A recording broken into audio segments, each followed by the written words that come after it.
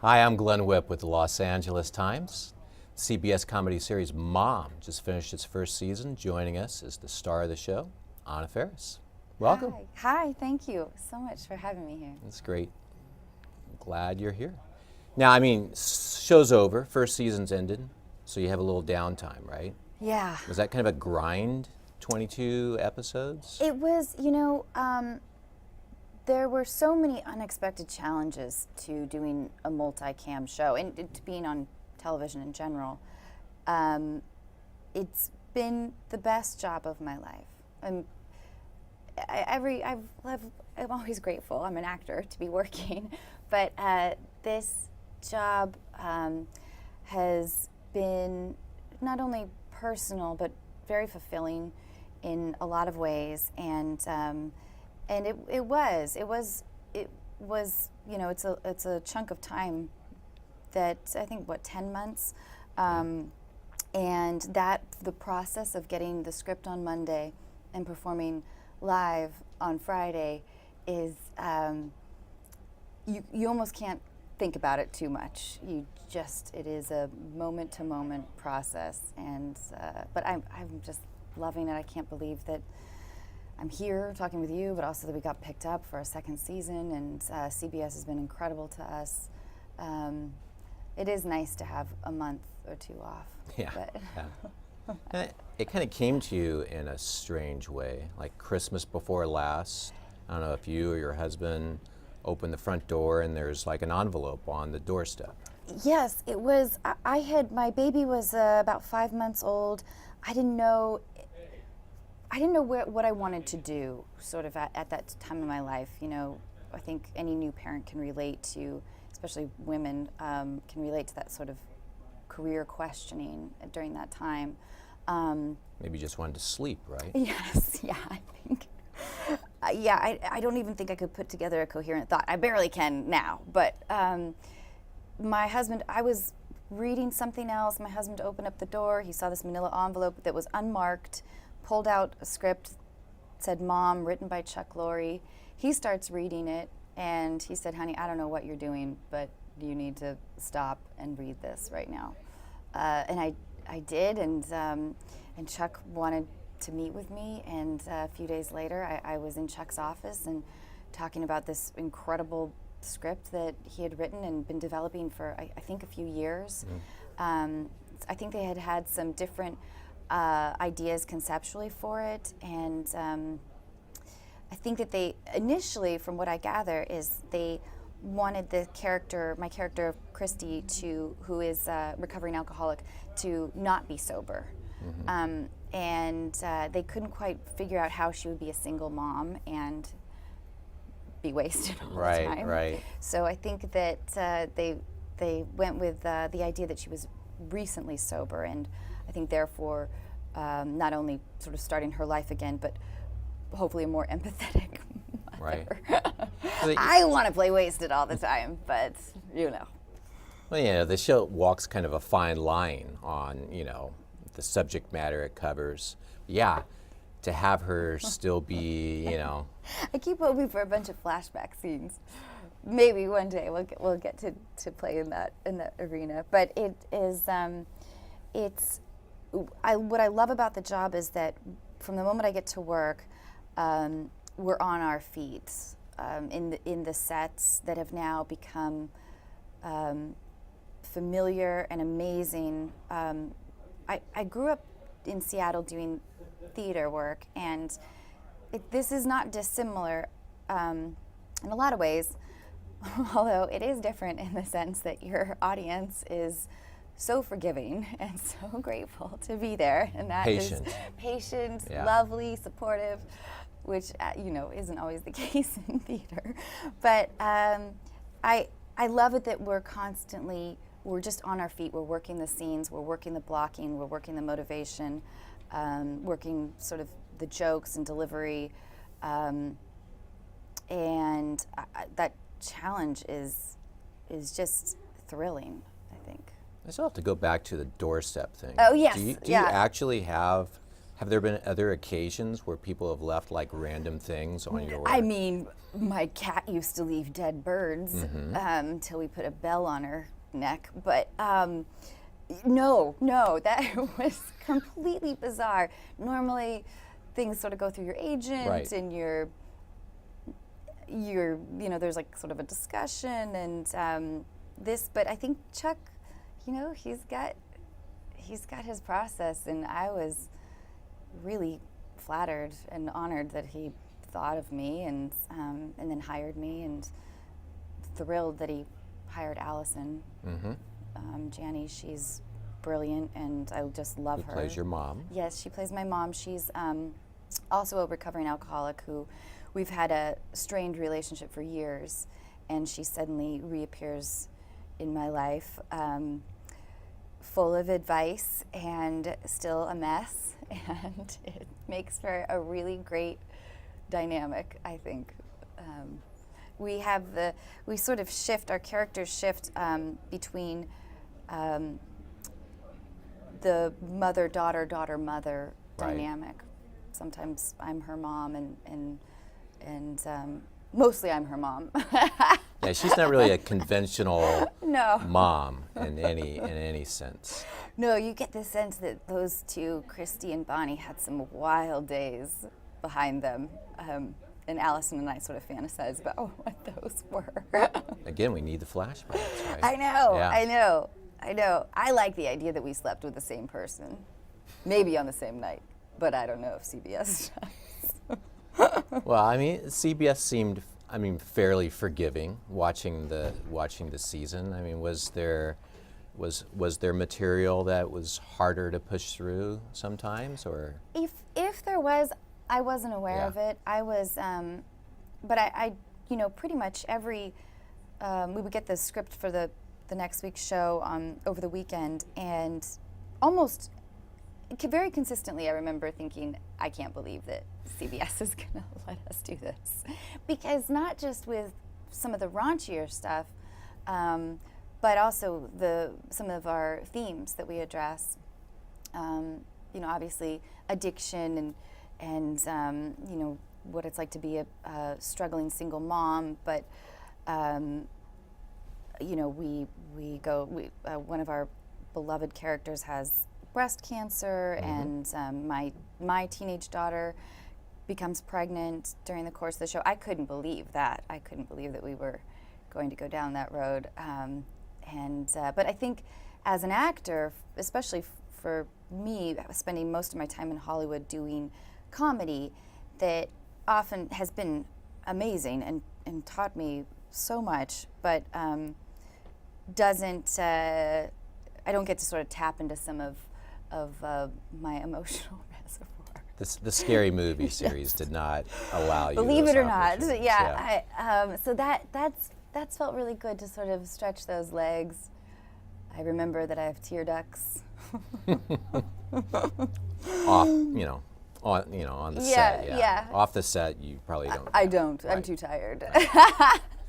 But yeah, I mean, that dynamic was kind of established even in that first episode. The scenes with you and Allison, there were they were funny, but yet these two characters seemed very real too. They didn't kind of take the very broad, there was some, broad sitcom jokes, but there was also a real character push and pull dynamic between them, I love it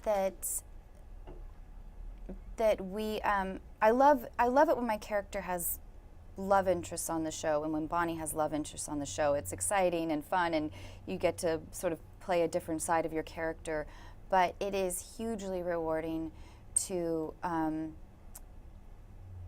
not have that be the focus necessarily in the drive of our journey, at least for right now. It's I think that it just feels just tapping into some deeper themes that I think everyone can relate to. Mother-daughter relationships are incredibly complicated. Parental-child relationships, especially when I think both of our characters, Bonnie and Christy, are, at least especially Christy, is sort of racked with guilt, feeling the pain of all the mistakes that she's made, and as a parent especially, and angry at her mom too. Turns out being angry is really fun to Yeah. play. Well, sort of fun. Yeah. Has this opened up any conversations with your own mom? You know, there's that, my mom is unbelievable. I have the most amazing parents, and they've always been so supportive and incredible, and they love the show. But there is that funny thing that moms just can't help themselves, that Bonnie sort of does, and my character Christy does to my daughter, which is the sort of the nitpicky stuff, like, oh, you're still biting your nails, or like, oh, so you wanted to wear that today? That's your final choice? Just those little things that parents just can't help themselves, and I think that dynamic, whatever it is really fun. Sort of the being overly critical towards your child and having your child be overly sensitive about that. So you can kind of catalog those as your mom says mom them, and can- then Yes, forward them to the writers, and Yeah, I don't know if I need to, because I think most of us have. yeah, it's very universal. Yeah, I love that. I heard you telling a story about your mom, just that she clips out articles in the newspaper just about sort of, and it kind of goes to that nitpicky thing, or just she's making a point, not so subtly, but yeah, my mom used to do that all the time. I get this envelope in the mail and be just full of Hygiene. yeah, Health. yeah, just scary things happening in the world that you need to know about, like don't use your clicker to open the car. Put the key in the door because there's people in the parking lot that are intercepting the codes, that kind of thing. Every time we go to a restaurant, every time my mom will say, do you know that the second dirtiest thing in this restaurant is this menu that you're touching right now? And she'll pull out the hand sanitizer, and then she'll say the first dirtiest thing is the lemon slices that come in our iced tea or water, because apparently there's cutting board germs and behind the bar. Yeah. My mother-in-law makes a huge point of whenever we go out to eat, water, but no lemon. She will tell the waiter, waitress, no lemon in the water. And actually, I never really understood why. I asked my wife one time, and she didn't really know, but it's the cutting board, huh? It's the cutting board. Mom, thank you so much for keeping me salmonella-free. Yeah, if nothing else, we've learned two important things for our next meal out, right? But how does she, so she just lets the menu sort of sit on the table? We pour the hand sanitizer out, and it's mortifying. Yeah. But she's got it together, and she's an amazing mom, and she's the best grandma to my baby. So, yeah, there's lots of hand sanitizer in our life, though. It's kind of weird watching the show in the fall and watching Allison on it, and then at the same time she's on Masters of Sex, and just like this totally. Were you watching that show too, or? She is. Yes, and she's incredible. I love that show, and I love all of her work. And my husband said, you should, in every job, you need to be watching a fellow actor. Pick a fellow actor and watch them and learn from them. And she is that person for me. And she's also a dear friend of mine. And I'm really honored to be working with her. She's got, because she's tall, she's got almost like a kind of like a antelope-ish quality about her. She doesn't seem to have elbows or knees. She's sort of can flow through a room. She's a great dancer, and anyway, her physicality is one of the many amazing things about her ability, and I just couldn't love her more. And do you think they kind of took that where do you think the relationship ended based on where it began? I think we're in a much better place. Our characters, Christy and Bonnie, we at the very beginning of the show, we hadn't spoken for a few years. It's unclear happened, if there was a specific event, or if Christy had just had enough. And now, in the course of our first season, she has moved in with me. Yeah. She lives on my couch, and we've been reunited with my father, who's played by Kevin Pollak. And Bonnie had always told Christy that her father, she didn't know who her father was, and That's right. so that was sort of revealed. And there's been some sparks flying between the two of them. And Kevin is just fantastic. We've been able to get some amazing guest stars. Kevin Pollak and Mimi Kennedy and Octavia Spencer, of course, and Justin Long, and we've been really fortunate in that way. And I hope that I get to see all of them again.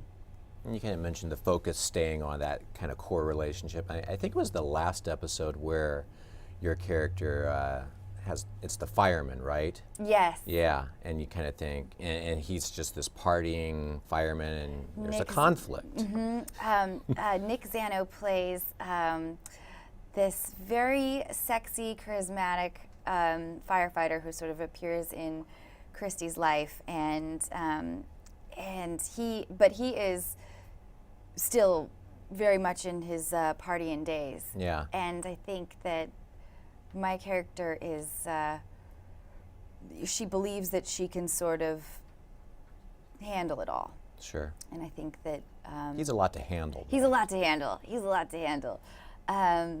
But yeah, it sure was fun. I just like the end, and the end of the episode kind of ties into what you're saying, because you're kind of wondering, well, what are they going to do with this character? And he says, well, I've got a problem. And you think, okay, he's going to, and maybe there could be a little something in the future.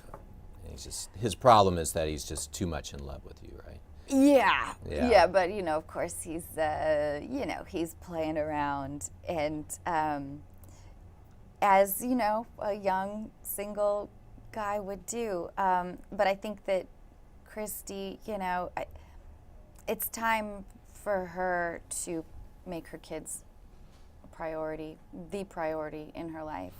And so I think that there's that realization that she may have to put aside her love interests and her desires, so she can really be there for her kids. So, and I'm excited to. I hope the writers and Chuck are great at keeping me in the dark. And I said one time, hey, so Chuck, can I ask you about next week? And he said, you can ask me anything. I was like, okay, well. But I've realized that if I can sort of, if I can be patient, it's a lot of fun to open the script each weekend to see what they have in mind for us and where we're going. And I hope that Bonnie continues to live with us next season, because that has been just so great. Really. There's such an interesting idea, and I haven't really been able to sort of articulate it very well, but just the idea of sort of the space of in the space and the set design of these multicam shows. I did a few episodes of Friends years ago, and I remember I snuck onto set and I sat on that couch in the coffee shop, and I just, I had goosebumps all over my body. I just couldn't believe that I was sitting in that space. And not that our living room is as iconic as that, but there is a feeling of, I love it that I now have a place where I always put my purse. Christy always puts her purse there. She's like, I'm figuring, I love like that unraveling of, or at least maybe the figuring out of the puzzle of the the world of the set in the multicam, and that's come as a little bit of a surprise because with movie sets, they're just not as intimate as this experience, I think. Christy's apartment, though, is a little bit more realistic than, say, the Friends apartment, which was always like, how I know. do they have this place? That set design was so beautiful, and our set design is fantastic, and Chuck is adamant that we are very reflective of the financial struggle that Christy has, and I love that too. And it we really don't, especially Christy. I don't have anything fancy. We don't have a dishwasher, which means we're constantly drying dishes throughout the whole season. Gives you something to do, gives something right? to do. Yeah. A little business. A little business. So I love those details, and it's been great to feel committed to one character for a little while, and exploring, getting to know her, and as the writers are getting to know her, and that is a different level of commitment than I've experienced before. I read a couple of months ago, it was announced you and your husband, Chris Pratt, Parks and Recreation, Guardian of the Galaxy, you were going to make a movie together. Yes. Is that still happening? Yes. Vacation Friends? Vacation Friends. And hopefully it's a familiar story for all of us. You go on vacation with your loved one, and you end up meeting a insanely fun, but potentially insane couple that infiltrates your life. And we're really excited about that. I love the idea of getting to act with him again. And we both sort of started our careers playing sort of similar characters, and we've had a great. And there's so much to learn from playing a character that doesn't have a ton of dimension, and there's so many challenges, and mostly the challenges attempting to not be vain with it. David Zucker from the Scary Movies always had a phrase that he would use, which I think a lot about, which is he would say, "Don't wink at the audience." And I sort of you have to embrace that idea when you're saying something impossibly stupid. and I think that there's a lot of joy and thrill, I think, from the idea of playing a character who may be so awful that you just have to imagine that you're just jumping into the deep end, and you just got to touch the bottom, and you got to be brave in the sense that the world might think you are this person. And maybe that's okay, as long as they don't throw eggs at you or something. So you guys get to be insane together in a movie. Yes, that is the goal, and we're really excited about it. We talk about it a lot. We've met some crazy people on vacation, and I was going to ask. I mean, I have not really had that experience. Oh, you haven't? No, where I've gone on vacation and bonded. We got to go on vacation together. But you're going to be, I'm not bringing that much crazy to it. So yeah, you've had that experience. You've gone on vacation with, say, a few times. Yeah. And I think because something that I've noticed is that honeymooners. This is my theory. Right. Because they've spent so much time sort of planning the wedding, and they've just sort of had all this maybe intense family time. After a few days, start to crave company again when they're, alone in their bungalow and wherever.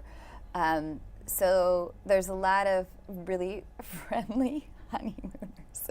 I'm implying that some serious weirdness happened. Nothing all that weird happened, but we did meet some characters, and a few of them we've stayed in touch with, and we met a couple that actually came to our wedding. Years later, we met a couple that seemed headed for divorce, but I love the idea of sort of mining into whatever kind of vulnerability a couple may have when they're suddenly spending all day alone together.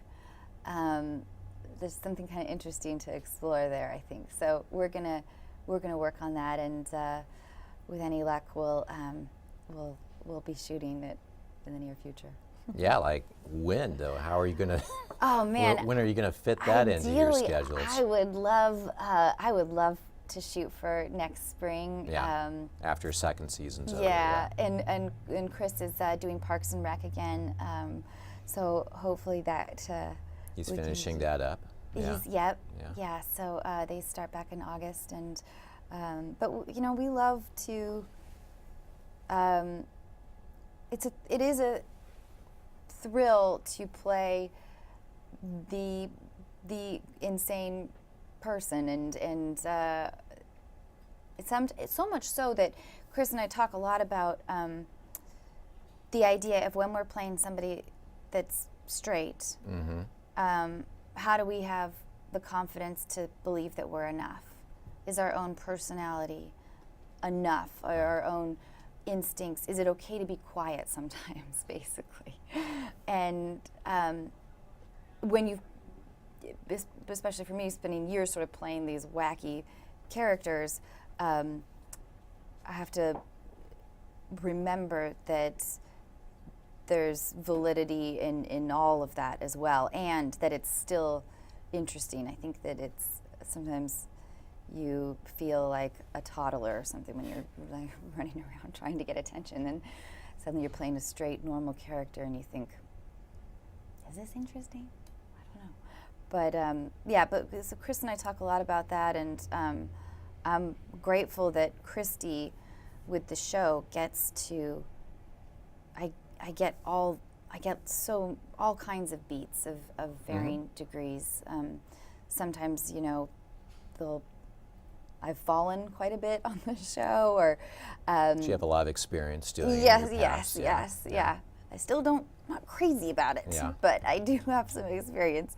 And then I also get you know, some darker, more emotional, serious beats, and I love that that Chuck and our writers have been able to give Christy and Bonnie and all the characters on our show so many different flavors and layers, and it's just been an amazing job.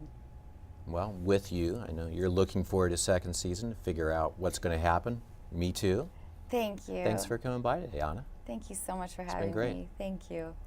And for more TV coverage and interviews with people on Emmys, go to latimes.com. Thank you.